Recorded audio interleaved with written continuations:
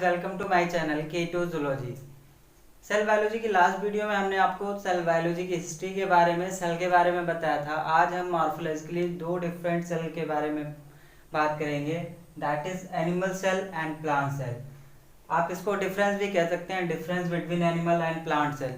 Difference क्या है? Main shape and size. Size कितना है एनिमल सेल का? 10 to 30 मिली माइक्रोन साइज होता है। और इसका शेप क्या होता है? इरेगुलर। इसका कोई शेप निश्चित नहीं होता है। अलग अलग ऑर्गेनिज्म में ये अलग अलग शेप के होते हैं। और प्लांट सेल की जो साइज है वो 10 to 100 मिली माइक्रोन होता है। और इसका शेप क्या है? रेक्टेंगुलर ये होता है मोस्टली, या क्यूब लाइक स्ट्रक्चर इसका होता है। और सेकेंड बात आती है सेल वॉल। सेल वॉल जो एनिमल सेल है, सेल वॉल एनिमल सेल में नहीं पाई जाती है। और प्लांट सेल में क्या होता है? सेल वॉल प्रेजेंट होती है। और वो सेल वॉल बनी किसकी होती है? सेलुलोज की। अगला पॉइंट आता है plasma membrane. Plasma membrane animal cell में भी प्रेजेंट होती है, लेकिन ये थिन होती है। ये प्रोटेक्टिव लेयर का काम करती है एनिमल सेल के जो कंटेंट है, ताकि वो कंटेंट बाहर ना आए।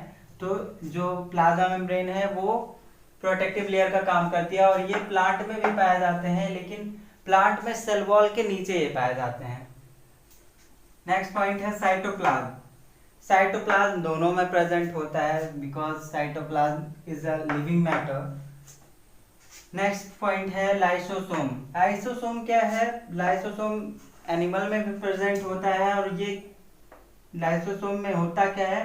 डाइजेस्टिव एंजाइम्स होते हैं जो मैक्रोमोलेक्यूल्स को के ब्रेकडाउन में बहुत हेल्पफुल होते हैं। और ये प्लांट सेल में रेयरली पाए जाते हैं, बहुत ही कम केसेस में, या बहुत कम प्लांट्स में पाए जाते हैं। नेक्स्ट है राइबोसोम। राइबोसोम से आरएनए बनता है। आरएनए एनिमल सेल में प्रोटीन सिंथेसाइज करता है और जेनेटिक कोड में बहुत हेल्पफुल है। बिना आरएनए के प्रोटीन सिंथेसाइज नहीं होगा। और जेनेटिक कोडिंग में, यानी कि हर एक प्रोटीन का एक कोड होता है, वो कोड किससे बनता है? आरएनए से बनता है। और ये प्लांट सेल में भी राइबोसोम किस में पार्टिसिपेट करते हैं? Protein synthesis and cellular repair में। प्रोटीन सिंथेसिस और सेलुलर रिपेयर में ये हेल्पफुल होते हैं।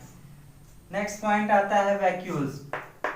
वैक्यूल्स क्या होते हैं? एनिमल सेल में भी वैक्यूल्स होते हैं, लेकिन बहुत छोटे छोटे वैक्यूल्स होते हैं। और वो साइटोप्लाज्म में कहीं इधर उधर बिखरे पड़े रहते हैं। लेकिन जो एनिमल सेल में है, एनिमल सेल का जो वैक्यूल होता है वो लार्ज होता है और बीच में होता है, एकदम सेल के बीचों बीच में होता है। सेंट्रल वैक्यूल उसको कहते हैं, जिसकी वजह से जो प्लांट सेल का न्यूक्लियस है वो थोड़ा सा साइड में होता है, बीच में नहीं होता है। और जो एनिमल सेल का न्यूक्लियस होता है वो बीच में होता है। नेक्स्ट है सेंट्रियोल। सेंट्रियोल जो एनिमल सेल है, एनिमल सेल में डिवीजन, माइटोसिस और मियोसिस के लिए centriole is the must. Centriole बहुत जरूरी है सेल डिवीजन के लिए। और सेंट्रियोल प्लांट सेल में नहीं पाए जाते हैं। नेक्स्ट पॉइंट आता है सिलिया एंड माइक्रोबिलाई।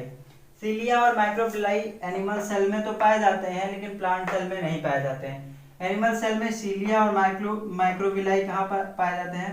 माइक्रोबिलाई तो इंटेस्टाइन में पाया जाता है, इंटेस्टाइन का सरफेस एरिया बढ़ाने के लिए, ताकि डाइजेशन अच्छे से हो सके और न्यूट्रिएंट्स बॉडी तक पहुंच सके। और सीलिया ओवरी में पाया जाता है, जो क्या करता है? स्पर्म को फैसिलिटेट करता है, आगे बढ़ने में हेल्प करता है उसकी। और ये प्लांट सेल में सीलिया और माइक्रोबिलाई नहीं पाए जाते हैं। लास्ट वन है प्लास्टिड्स। प्लास्टिड्स जो है एनिमल सेल में एब्सेंट होते हैं। और प्लांट सेल में क्या है? ये पिगमेंटेशन का काम करते हैं। पिगमेंटेशन प्रोवाइड करेंगे प्लांट सेल को, और क्या करेंगे? ट्रैपिंग ऑफ लाइट को बढ़ाएंगे, यानी कि ये लाइट के ट्रैपिंग में भी बहुत हेल्पफुल होते हैं। अब हम बात करेंगे दो जो मेन टाइप हैं इसके सेल के, that is prokaryotic and eukaryotic. What is the difference between prokaryotic and eukaryotic? Now we comes on the topic type of cell. Types of cell, mainly दो टाइप के सेल होती है। First one is prokaryotic and second one is eukaryotic. Prokaryotic pro में आप देखेंगे pro मतलब ही क्या होता है, pro is equal to primitive, karyon is equal to nucleus, यानी कि जिसमें न्यूक्लियस टाइप प्रिमिटिव हो, बहुत प्राइमरी टाइप का न्यूक्लियस इसमें होता है, उसको हम क्या कहते हैं, प्रोकैरियोटिक सेल। प्रोकैरियोटिक मतलब इसलिए कहते हैं क्योंकि आप देखेंगे स्टार्टिंग में एक, मान लीजिए एक सेल है, बैक्टीरियल सेल है, ये बैक्टीरियल सेल में सेल वॉल है,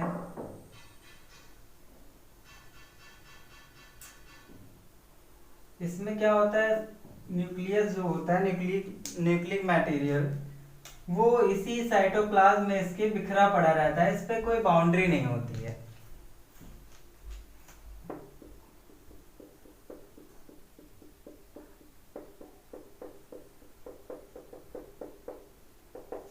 ये देखिए, ये क्या है, न्यूक्लिक मटेरियल है,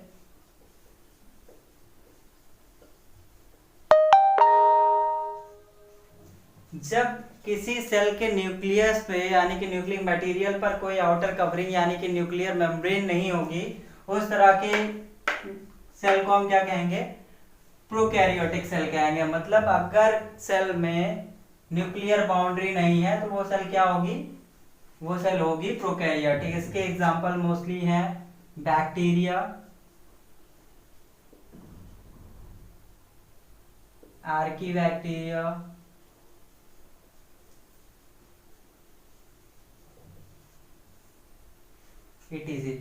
अब अगला आता है यूकैरियोटिक। यू में क्या है, यू मतलब होता है गुड, और कैरियन मतलब होता है न्यूक्लियस।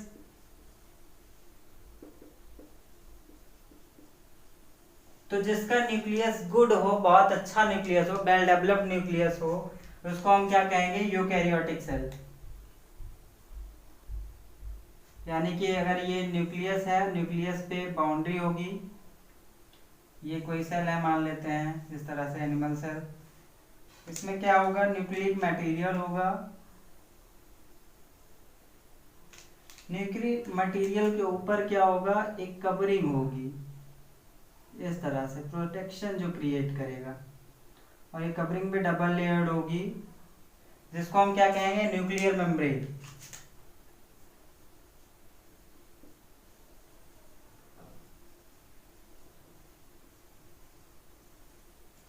न्यूक्लियर मेम्ब्रेन जिसमें न्यूक्लिक मटेरियल पर कवरिंग होगी, उसको हम क्या कहेंगे, यूकैरियोटिक सेल।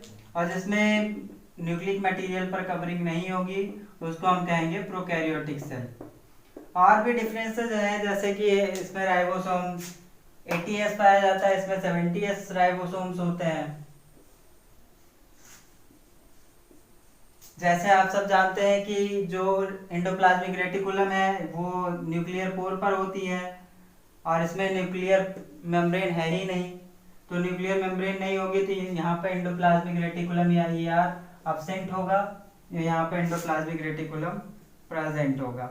इस तरह से बहुत सारे डिफरेंस है, लेकिन मेन यही है क्या, कि जिसमें न्यूक्लियस पर आउटर बाउंड्री नहीं है वो क्या है, प्रोकैरियोटिक, और जिसमें न्यूक्लियस पर आउटर बाउंड्री है उसको हम क्या कहेंगे, यूकैरियोटिक। एक सिंपल वे में बताते हैं कि आपके घर में मान लीजिए पैसा रखा है कहीं पे, और पैसा ऐसे खुले ही फेंक दिया गया है, क्योंकि बहुत इंपॉर्टेंट है भाई, न्यूक्लियस सब कुछ बनाता है एक सेल में, वो सेल को रिपेयर भी कर सकता है और सेल की सारी प्रोटीन भी बना सकता है। तो क्या है, न्यूक्लियस बहुत इंपॉर्टेंट है एक सेल का। उसी तरह एक इंसान की लाइफ में भी पैसे की इंपॉर्टेंस है। कहीं किसी रूम में मान लीजिए ऐसे इधर उधर पैसा फेंका हुआ है, तो उस तरह के घर को यानी कि उस तरह के रूम को हम क्या कहेंगे, उस तरह के रूम को हम कहेंगे प्रोकैरियोटिक, यानी कि वहाँ कोई सेफ्टी नहीं है, पैसे की कोई सेफ्टी नहीं है वहाँ पे, यानी कि जो मेन खजाना है इस पर कोई सेफ्टी नहीं है, तो वो इस तरह के सेल को हम क्या कहेंगे, प्रोकैरियोटिक। और जिसमें क्या है, एक रूम में पैसा रखा हुआ है, पैसा बकायदा बॉक्स में रखा हुआ है, प्रोटेक्टेड है, तो क्या होगा, इस तरह के सेल्स को हम क्या कहेंगे, यूकैरियोटिक। मतलब इसमें क्या किया गया है कि सब जानते हैं इसकी वैल्यू बहुत है न्यूक्लियस की, तो न्यूक्लिक मटेरियल की वैल्यू ज़्यादा है, तो उसको क्या करना है, प्रोटेक्ट करना है। तो प्रोटेक्टिव लेयर जब फॉर्म हो जाएगी इसकी, तो इसको हम क्या कहेंगे, eukaryotic cell.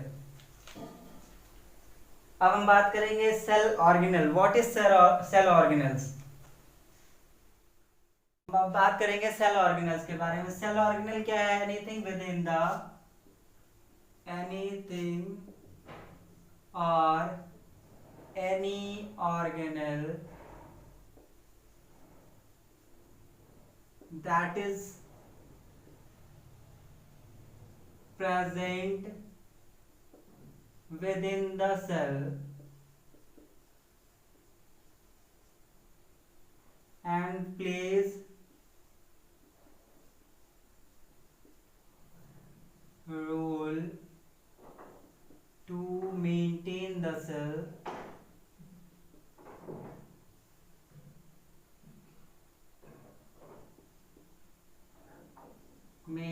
or works of cell is called as cell organelle।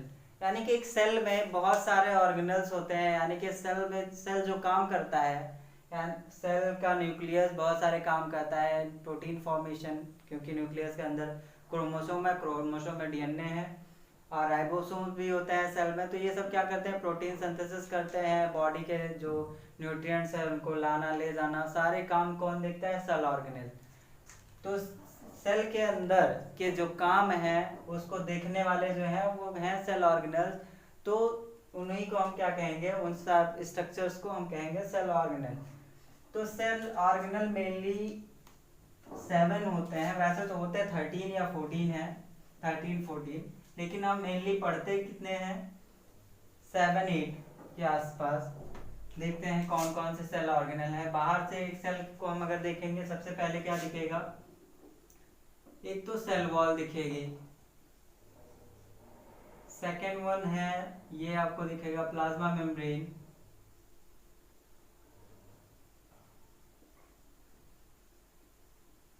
उसके बाद और इसके अंदर जाएंगे तो फिर क्या दिखेगा? साइटोप्लाज्म, फिर दिखेगा आपको साइटोप्लाज्म में एंडोप्लाज्मिक रेटिकुलम,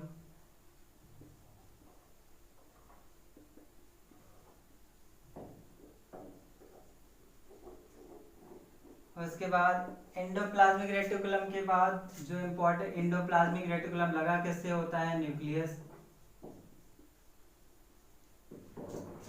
नेक्स्ट आता है आपका न्यूक्लियस के बाद गोल्जी कॉम्प्लेक्स,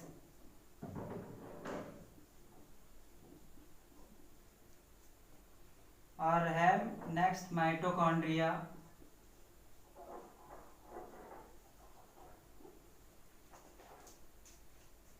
और अगला है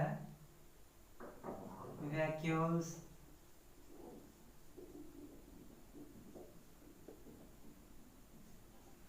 नेक्स्ट है क्रोमोसोम्स।